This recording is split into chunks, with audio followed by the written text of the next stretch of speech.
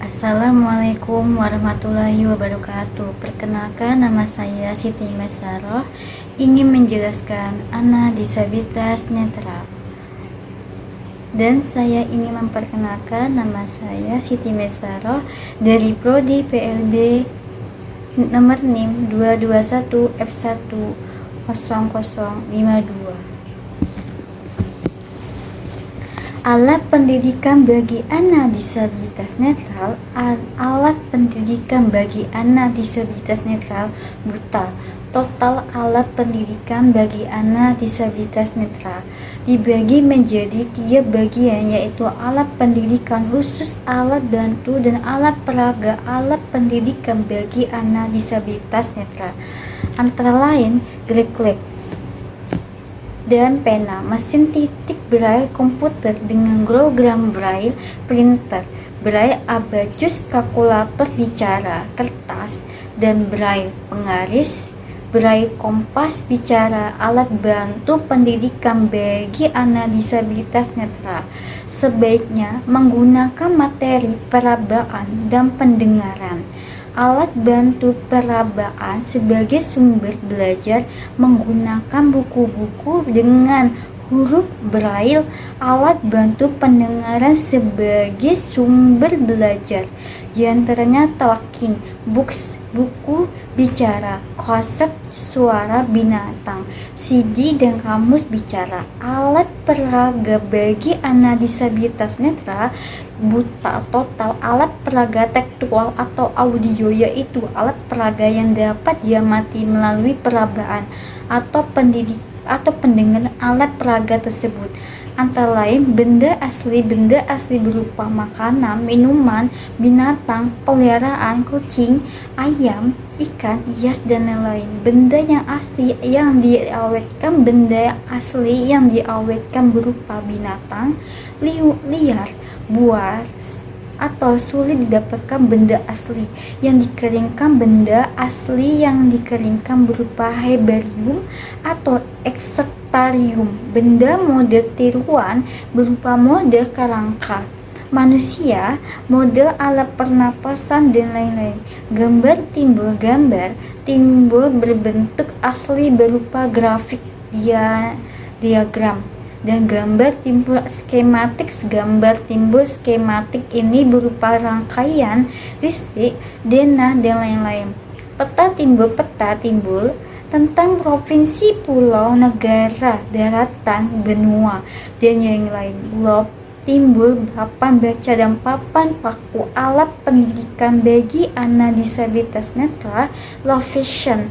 Alat bantu pendidikan dan peraga bagi anak Location dibagi yaitu alat bantu optik dan optik serta alat peraga. Alat bantu optik yang berupa kacamata perbedaan Sha, magnifir, kombinasi teleskop dan CCTV. Alat bantu non-optik ini berupa kertas bergaris tebal, spidol hitam, pensil hitam tebal, buku-buku dengan huruf-huruf diperbesar, penjaga buku, lampu meja, stetoskop, tape, recorder dan bingkai. Untuk menulis layanan pendidikan untuk anak disabilitas netral part 1. Anak disabilitas netral cenderung memiliki berbagai masalah, baik masalah yang berhubungan dengan masalah pendidikan sosial, emosi, kesehatan, pengisian waktu luang maupun pekerjaan. Semua permasalahan tersebut perlu diantisipasi dengan memberikan layanan pendidikan, arahan, bimbingan, latihan dan kesempatan yang luas bagi anak tunanetra sehingga permasalahan yang mungkin timbul dalam berbagai aspek tersebut dapat ditanggulangi sedini mungkin. Artinya perlu dilakukan upaya-upaya khusus secara terpadu untuk terpadunya untuk multidisipliner, untuk mencegah Jangan sampai permasalahan tersebut untuk muncul yang akhirnya dapat merugikan pekerjaan dan anak disabilitas netra tersebut. Teknik pelayanan bagi anak disabilitas netra. Setiap anak berkebutuhan khusus tunanetra, baik untuk bersifat permanen maupun temporer, memiliki hambatan belajar dan kebutuhan yang berbeda-beda. Hambatan belajar yang dialami oleh setiap anak dapat disebabkan oleh 3 hal, yaitu faktor lingkungan, faktor dalam diri anak sendiri, dan kombinasi antara lingkungan dan faktor dalam diri anak. Konsekuensinya, intervensi apapun yang diberikan, baik intervensi pendidikan, psikologi, media ataupun sosial, harus didasarkan atas hambatan belajar dan kebutuhan masing-masing. Anak pusat dari sistem intervensional dalam tiap kehidupan seseorang adalah keluarga.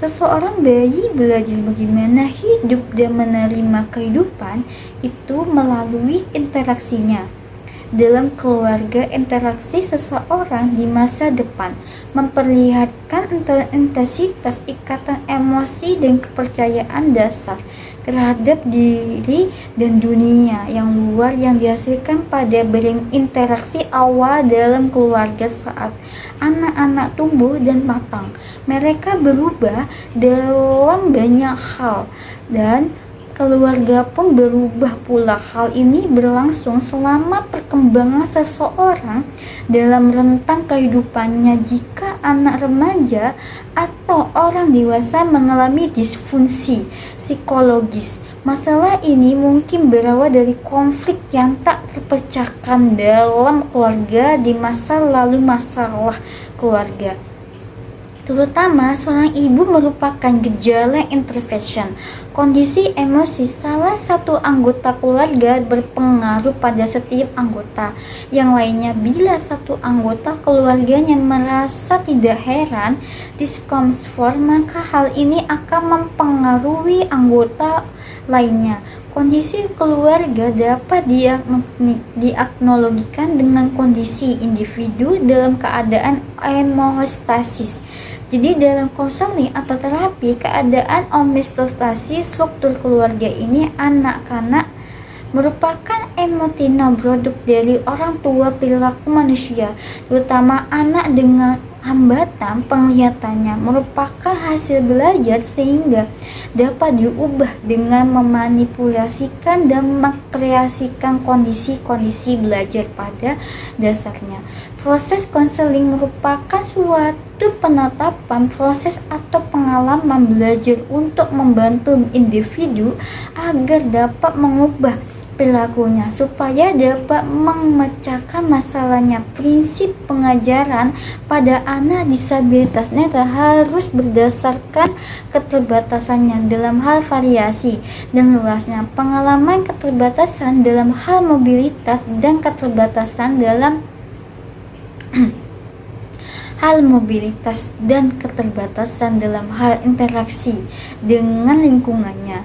Untuk memenuhi kebutuhan tersebut di atas, maka diperlukan 3 prinsip, yaitu 1. Pengalaman konflik, 2. Penyatuan antar konsep belajar sambil melakukan keterangan pengalaman konflik karena kendalanya dalam penglihatannya, maka anak disabilitas netra memerlukan pengalaman konflik dikarenakan penglihatannya yang terbatas. Beberapa objek nyaris tidak dapat dipahami secara konflik, seperti objek yang terlalu besar dan jauh seperti gunung, matahari, bulan, serangga, dan lain-lain.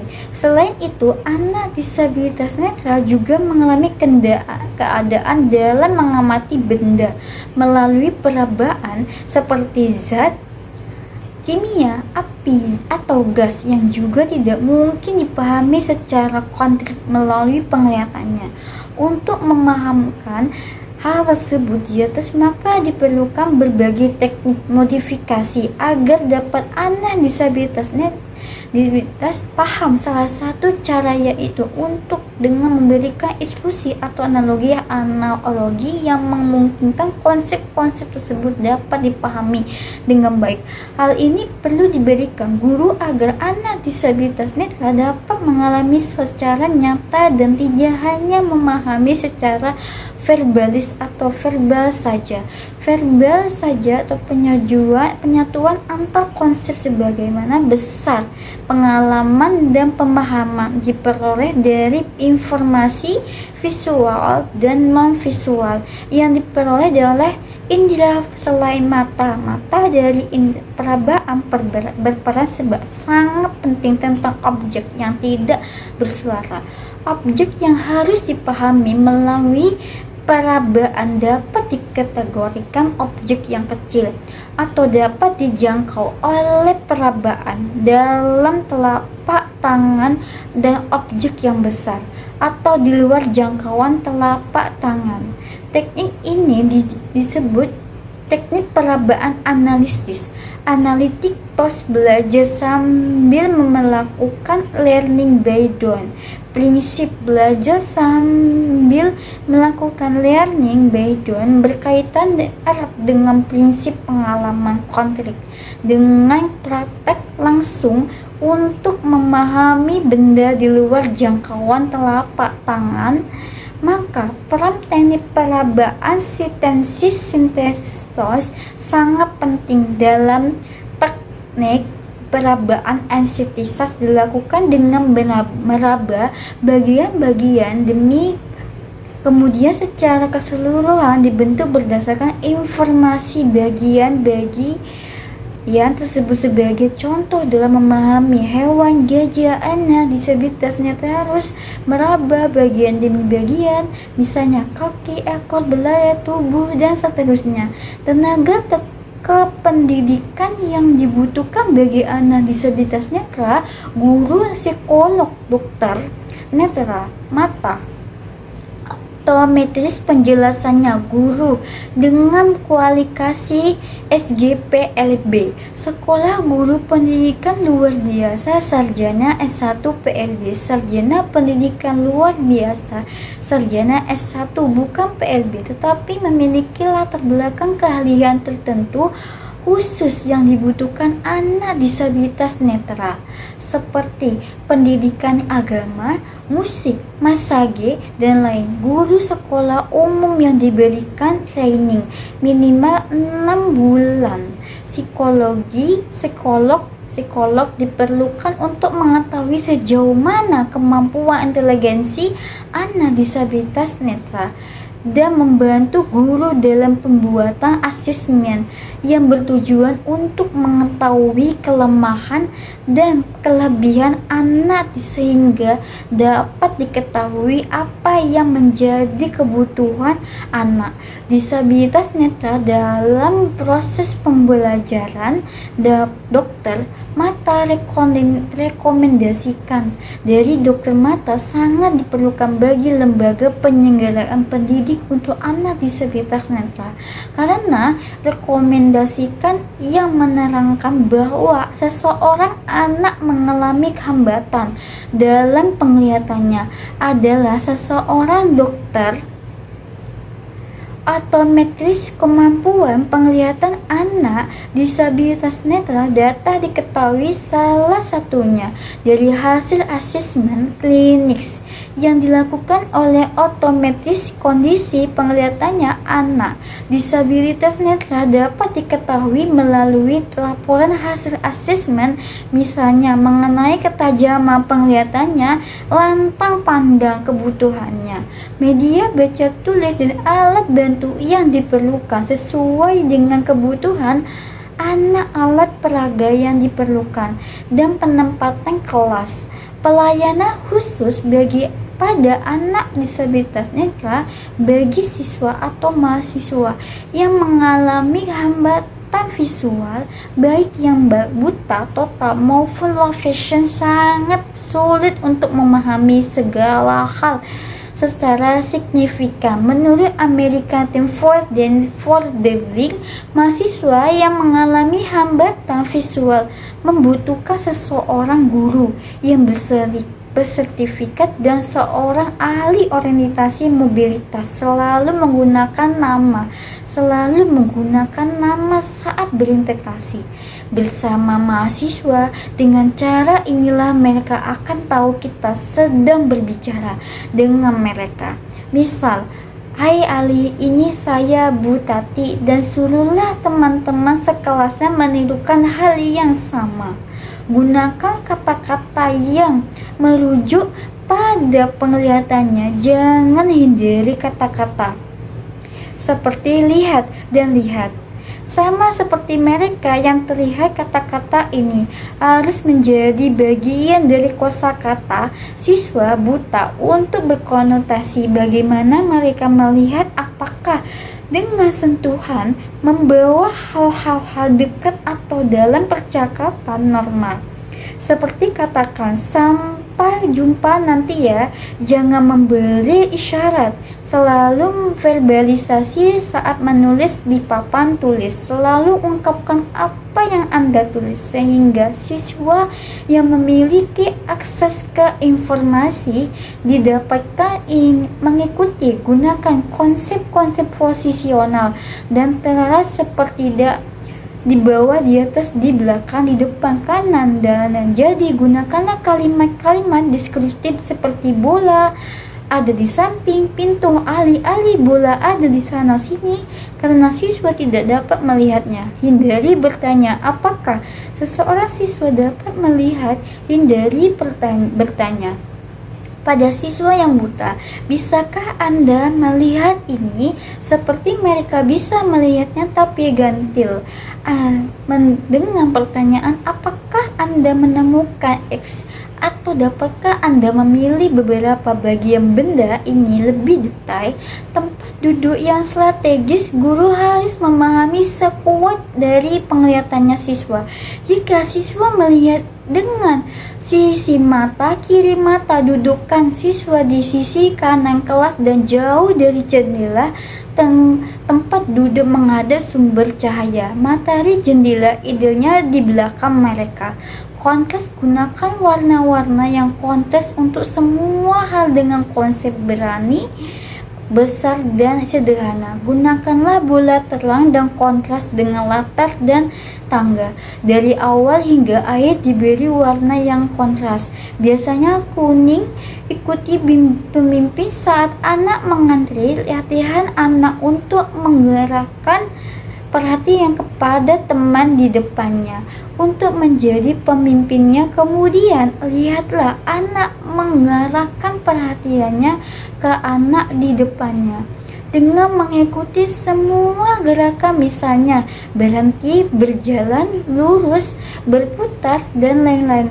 Selalu bergerak perlahan demi keselamatan. Jadilah pemandu yang percaya diri. Jika kita menjadi pemandu bagi siswa yang buta dan duduk di bangku prasekolah, maka tawarkanlah kedua jari kita untuk mereka. Pegang, kita tidak memegangnya kecuali untuk keselamatannya. Untuk siswa yang lebih tua, mereka memegang tepat di atas siku kita, dan mereka yang dominan memegang kita kecuali untuk keselamatan matanya. Keamanannya, pertama, pahamkan siswa dengan aturan jalan atau orientasi mobilitas dengan menggunakan sisi kanan, lorong atau pagar, dan gunakan batas seperti kerucut ataupun garis untuk latihan orientasi mobilitas dan kemandirian pun dalam mengakses lingkungan rumah maupun lingkungannya sekolah.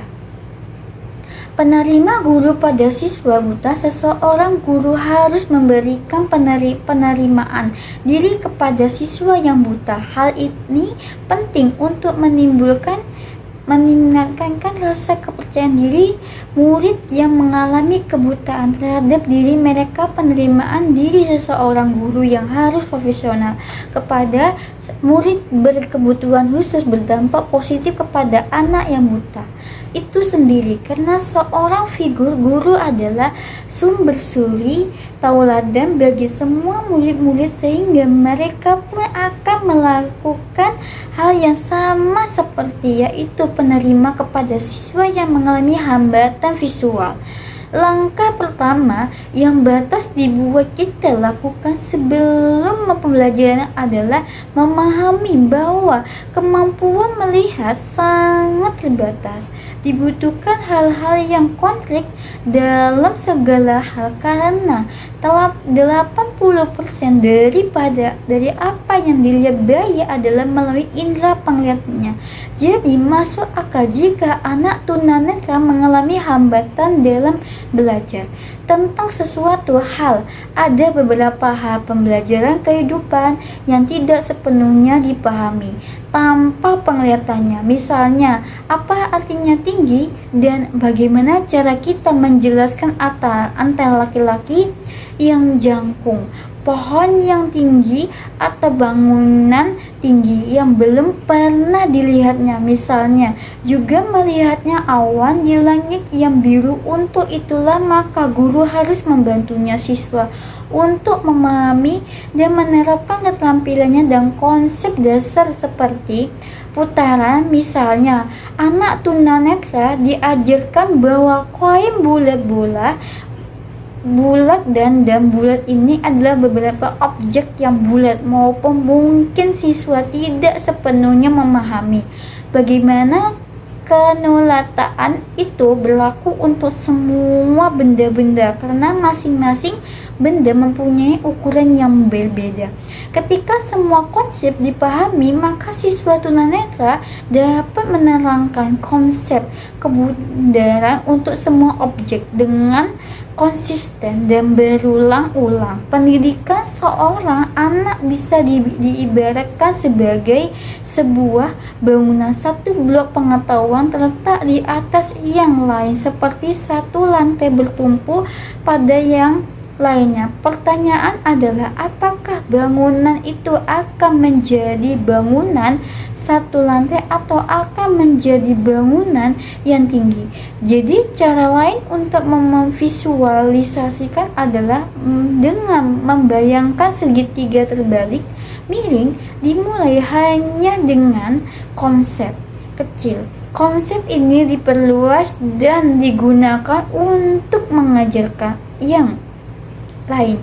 Jadi piramida untuk dibangunkan dari bawah ke atas. Beberapa fakta umum siswa tunanetra: berikanlah layanan khusus untuk membantu kemandirian bagi mereka untuk memahami semua hal. Siswa hambatannya visual memiliki hak yang sama seperti siswa lainnya. Untuk itu, berilah mereka kesempatan yang sama dalam perlakuan yang berbeda, atau adaptasilah kurikulum dengan tingkat pemahaman mereka. Berikan jadwal khusus kepada siswa hambatan penglihatannya untuk memperkenalkan diri dengan pengaturan kelas, dan membiarkan siswa untuk mempelajari semua tata letak ruang kelas. Berilah waktu yang intensif pada anak hambatan visual untuk memahami pembelajaran secara individu. Misalnya, bagaimana cara dia menulis, membaca, mencatat, dan lain-lain. Jika dia berada di kelas reguler dan siswa reguler, kita berikan kegiatan yang menarik, sehingga aktivitas kita ketika memberikan layanan khusus tidak mengganggu siswa reguler. Mintalah siswa menjelaskan kondisi matanya. Ini adalah keterampilan penting bahwa siswa akan membutuhkan sisa hidupnya. Setiap kali dia bercerita, itu menjadi sedikit lebih mudah untuk dijelaskan. Pada siswa yang low vision, memintalah untuk memberi tahu apa yang dia lihat, beritahu apa anak ketika kita memberikan sentuhan. Jika kita memberikan sentuhan dengan tiba-tiba akan berdampak pada ketakutan bahwa hal itu sebuah ancaman atau kejutan. Perlu diingatkan bahwasanya sekitar dari 70% komunikasi adalah non-verbal, sedangkan siswa yang hambatannya visual tidak dapat melihat ekspresi wajah seseorang, guru atau apapun yang dikenakan guru, apalagi yang dijelaskan guru. Untuk itulah betapa cara verbal, gunakan alat perekam suara ketika kita mengajar di kelas. Hal ini membawa keuntungan bagi kita sendiri maupun anak hambatan visual. Kita akan mendengarkan suara kembali, sedangkan anak hambatan visual dapat membangun opini tentang Anda dari menemukan suara Anda dan juga dapat menggulangkan materi pembelajaran yang telah Anda sampaikan. Selalu perkenalkan diri Anda maupun siapapun yang berada di lingkungannya sekolah. Karena anak hambatannya visual mengidentifikasikan seseorang dengan mengenali suaranya. Hilangkanlah kebiasaannya berjalan ke siswa hambatan visual dengan memberi pertanyaan, siapa aku? Karena hal ini merupakan hal yang tidak disukai dan membuat anak hambatan visual malu, seperti halnya ketika seseorang penghampiri kita dan mengajukan pertanyaan yang sama kepada anak dan Anda lupa siapa mereka saat Anda berkomunikasi dengan siswa hambatan visual. Maka sebutkanlah nama dulu, memanggil nama siswa seperti membuat kontak mata dengan orang lain yang melihat, biasanya di dalam kelas. Ada banyak suara dan mengganggu konsentrasi siswa hambatannya visual. Pahamkanlah bahwa kepada semua siswa untuk di kelas untuk memanggil nama anak hambatan visual supaya anak hambatan visual tersebut memungkinkan temannya suatu persatu dan membantunya untuk mendapatkan teman. Latihlah anak supaya mempunyai kepercayaan diri dan penilaian positif tentang dirinya dan tidak menggunakan kecacatan untuk merasa rendah diri, dan tidak berarti libatkanlah anak hambatannya visual dalam setiap kegiatan, baik itu dalam kelas, ketika demonstrasi atau diskusi. Berikanlah dia keleluasan untuk memecahkan permasalahannya yang sedang dibahas, karena hal itu terbuktikan dapat meningkatkan self-esteem, keberhasilan diri pada dirinya untuk mengembangkan nilai-nilai positif dalam pendidikan dan kehidupannya di masa yang akan datang. Ciptakan dan dorongan anak hambatan visual untuk proaktif di dalam berbagai kegiatan. Bisakah dia memikirkan aktor untuk memberikan dan bukan menerimanya? Dan anak disabilitas netra juga bisa meraba seperti warna baju ini apa, warna merah, warna kuning, biru, dan putih, dan sebagainya. Dan juga dia bisa meraba seperti benda, sepatu, sandal, buku, pulpen, dan lain-lain. Dan juga bisa menulis dengan huruf Braille dengan titik-titik seperlunya, dan tidak begitu juga huruf-hurufnya juga dia bisa memvisualkannya. Dia bisa menjelaskan di depan kelas, di depan semua umum, untuk menjelaskan apa yang dia tanggapi meskipun dia secara visual dengan atau mendengarkan secara langsung. Dan dia juga bisa mendengarkan apa yang kita butuhkan untuk melakukan apa yang kita perlukan. Dan kita sebagai yang bisa melihat seharusnya bisa membantu dan bisa Mensemangatikanlah dia untuk dirinya, walaupun dirinya itu keterbatasan. Kita sebagai manusia jangan suka merendahkan yang mempunyai keterbatasan, kelebihan atau kekurangan. Kita sebagai manusia juga punya kelebihan dan kekurangannya, dan sebagian juga itu yang punya kelebihan dan kekurangannya adalah Sang Maha Pencipta. Kita sebagai manusia harus berupaya bersyukur, sabar, dan selalu syukur. Dan kita juga sebagai manusia harus saling menolong sesama kita. Tidak boleh mengejek sesama yang kita lakukan. Hanya saja kita perlukannya untuk memahami apa itu anak disabilitas netral. Kita juga butuh seseorang untuk membutuhkan kita sendiri. Kita juga tidak bisa hidup dengan apa yang kita butuhkan. Kita juga perlu orang lain. Sekian dari saya. Mohon lebihnya bila ada kata salah. Assalamualaikum warahmatullahi wabarakatuh.